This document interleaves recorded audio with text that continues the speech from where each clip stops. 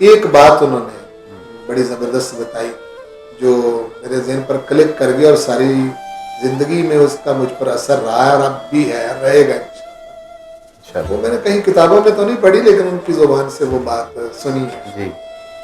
وہ فرماتے تھے کہ بیٹا قرآن مجید جو ہے میں نے سنا ہے بزرگوں سے کہ وہ ایک ایسی کتاب ہے کہ اس کے اندر کوئی آیت ہے جس آیت کو اسم اعظم کہتے ہیں، تو والد گرامی فرمانے لگے کہ اسم اعظم والی آیت کی خاصیت یہ ہے کہ وہ اگر پتھر کو لگائیں تو سونا بن جاتی، کسی بہت زیادہ بیمار کو پڑھائیں تو وہ شفا پا جاتے ہیں، جتنی بھی تکلیفیں ہوتی ہیں اس سے دور ہو جاتی ہیں۔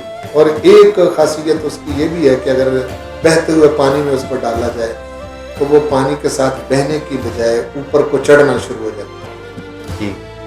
تو ساتھ ہی وہ فرمانے لگے کہ وہ آیت ایسی آیت ہے جس کا لالچی انسان کو پتہ نہیں چلتا۔ اللہ بالکل ٹھیک ہے۔ ساتھ انہوں نے ایک بار مجھے بات بتائی، کہنے لگے کہ کوئی شخص تھا اس کو ان چیزوں کا پتہ چل گیا اس آیت کی خاصیات کا، تو کہنے لگا کہ یہ کون سا مشکل کام ہے، ایک ایک آیت کر کے پانی میں بہاتے جاتے ہیں، جون سی اوپر کو چڑھنا شروع ہو جائے وہ اسم اعظم والی آیت ہو۔